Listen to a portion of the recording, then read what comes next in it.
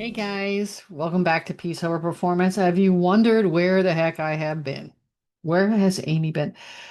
Yes, I have taken a little bit of a break. I really needed one. In fact, in the middle of this break, I've taken from jumping on.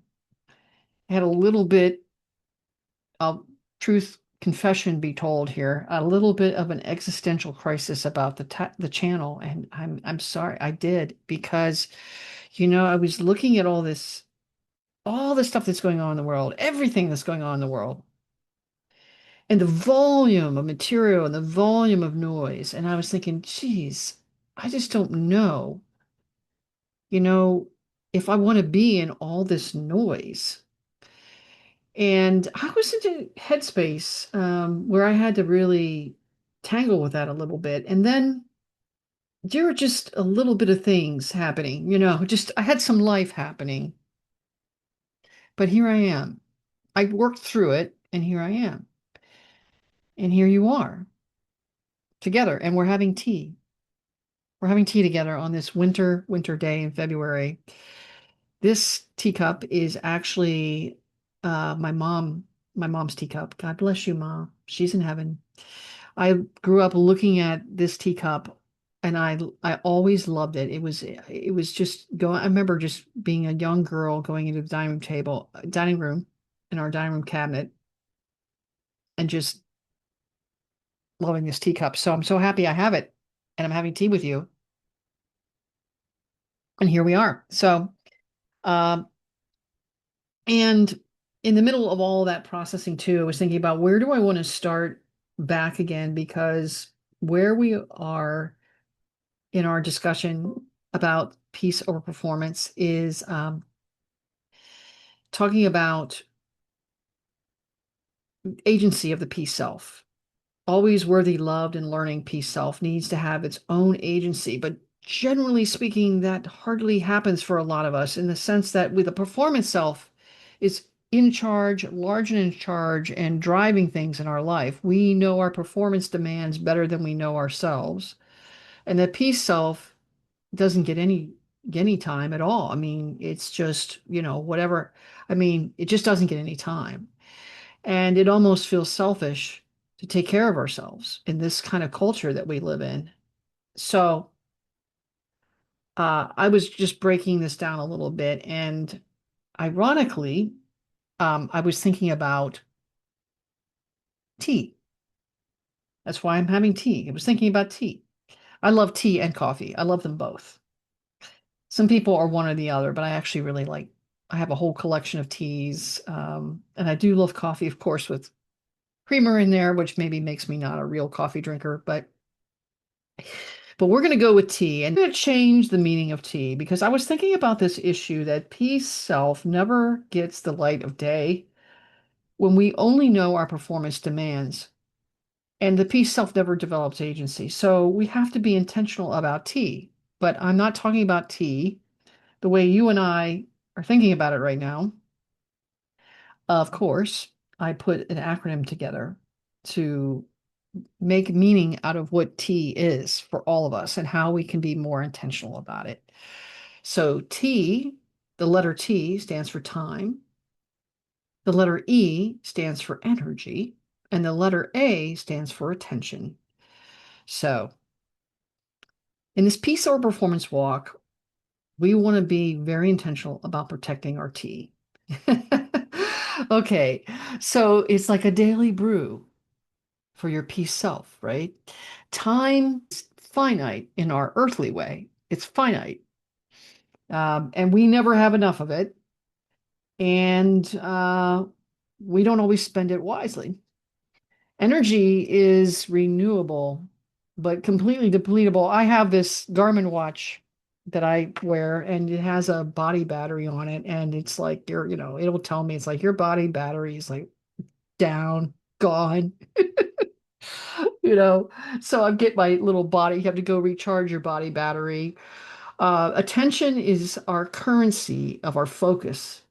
It's the currency of our focus. And so you could be in a conversation with someone you're technically giving them your time, but you're not giving them any of your energy or attention. You're just kind of physically there. Um, so we're going to talk about being intentional about tea. And I think about, you know, tending a garden too. I mean, like think about having a cup of tea in a quiet garden. The perform itself doesn't want to sit down and enjoy this place. It wants to just rush through, and it just wants to get whatever has to get done to maintain it and then leave. But the bee self actually wants to not only tend the garden, but you want to enjoy the garden. You want to be in the garden. You want to sit there and enjoy it. So, that's what we want to get into. And I I think about this when it comes to my own relationship with time and energy and attention is this is easier to deal with in certain seasons of your life than in others. I happen to be in a very excellent season to be able to make space for myself. And I have had plenty of times in my life when that was so challenging to do. When you are raising kids, when you're involved in other people's lives to help them along, when you're caregiving, all those things, it's very hard to give what you need to give to yourself. But what I would implore for you to do, no matter what season you're in, is don't let the season be your excuse for not taking care of your tea. Okay. Brewing a good cup of tea. Okay. The tea that we need from time, energy, and attention. So let's dig a little bit into time. Let's talk about time. So often the way we think about time is it's about schedules. It's about a to-do list. It's about everything that has to get done. But time is really about presence and boundaries. And what happens in the perform itself is it treats time like it's just a commodity. It's just a commodity. It's just the to-do list is the master, and you just try to cram as much in as possible. So time is very transactional in a performance self mentality without peace. So you can look at your life and you can think, how many things in my life are performance driven. I'll work overtime all the time. I'll push more things into my schedule just because if it looks like I have an hour of time, I'm going to fill it. Versus peace self nurturing, which is like, things you do to just let yourself like enjoy the moment, be in that garden, enjoy the moment. Think about it. So I actually have a dear friend who did something pretty cool, and uh she left our little town here and moved to the mountains in Denver. And I'm calling her out in an amazing way because I think it's very important that somewhere along the way, um, you make decisions because you want to spend time in your life differently. And I think these are important things. So we are used to, in our performance self without peace, racing through life, just racing through it. And, there's a survival thing going on there. It's, it's maybe feels hard to do, but I have that example, and there's others where you can step back and say, wait a minute, I don't want to just race through life. I want to enjoy the time in my life. So I want to spend the time differently. And when you start to really dig into that question, you're going to create something for yourself because what it did for me was I left, you know, big, busy Atlanta and moved up to this beautiful small town and I'm, living a different life. It's not, like I say, it's not always that easy to do, but there's other things you can do if you just consider how time stuck am I on some things, and how do I get myself unstuck on some things? What things uh, do I need to release myself from? And it could be as small as just some tasks. It could be as small as, some time with people that maybe aren't being good for you. It could be something as big as like literally moving. So, all right. So, time. We want to think about time differently. The peace self agency is telling you make time to simply enjoy and be at peace in your life. Make time to just be at peace in your life and figure out what that looks like in any way you can, in any season that you're in. Okay. E for energy. Uh, this is something that's always been a very big topic. There's now many, many, many, many things written about it, but so energy is where we are by way of, physical energy, emotional and mental. And when I was in the peak of executive coaching time, like really busy as an executive coach, I was in a season at a time where I was doing my executive coaching, and my mom, speaking of my mom, who's, God bless you, Ma, was in her declining years. And I felt really bad because my sister was taking care of her mostly and was living in a different city. And I was trying to go over and help as much as possible. But I was also pretty slammed into what I was doing. And one of the things that I recognized about myself when I was going and doing coaching work at the time, I was facilitating a lot of meetings, is that I had to be very careful with my clients about my energy. And so I came up with a term, and the term was clean energy. So clean energy is when you feel rested, you feel like you can be truly present to the person. You're really there for them. You have the energy to be present. Doesn't it take energy to be present to someone? It does. It takes physical, emotional energy that I don't drain myself out with. You don't drain yourself out with emotional labor so much that you're just fatigued in some way that you can't be in the moment that you're in. And so I came up with the term clean energy, and I started talking about it at that time a lot. And I had to practice what I preach. In other words, I had to be like, okay, I got to really watch what I'm doing. It caused me to think about how I was managing certain routines. And it started to make me a warrior about fighting for my sleep and doing things in my life that would help me with energy. So we want to, it's this clean energy idea. And I started taking more walks in nature. I had to do literally less. And of course, when you start being intentional about energy in that way, it automatically starts to have an oversight over the way you're using time, because time becomes less transactional. But in the performance self, without uh, peace, fueling, without the peace self, will drain energy. It will drain it down, to the bottom of the cup. And we're trying to keep up with things. We don't want to disappoint anybody. We compare. There's a lot of things that comes, and the peace self's approach to energy is always replenishment and alignment.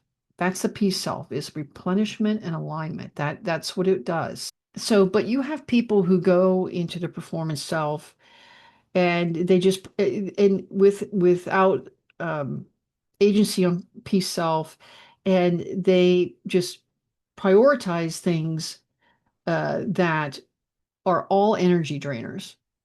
They prioritize the wrong people. They prioritize uh, the activities at work to please other people, to not disappoint, or whatever those reasons may be that drive the performance self to protect performance and not protect peace.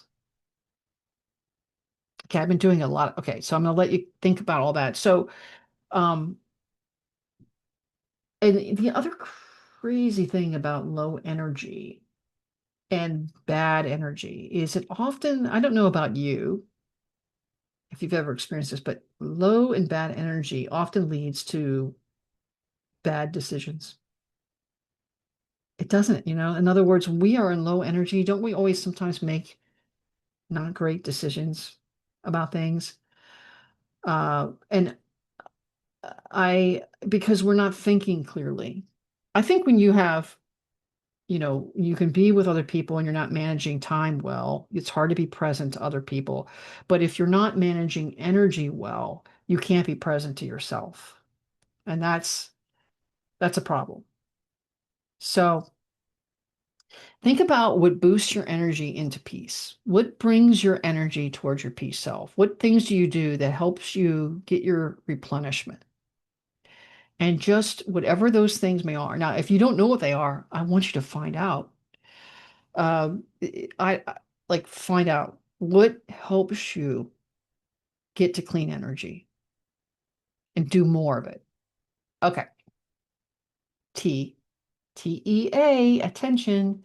I gotta tell you guys, this is one of the things that caused me to have the existential crisis about coming to this YouTube was my attention because I was looking at, oh my goodness, does this world need prayer upon prayer upon prayer upon prayer?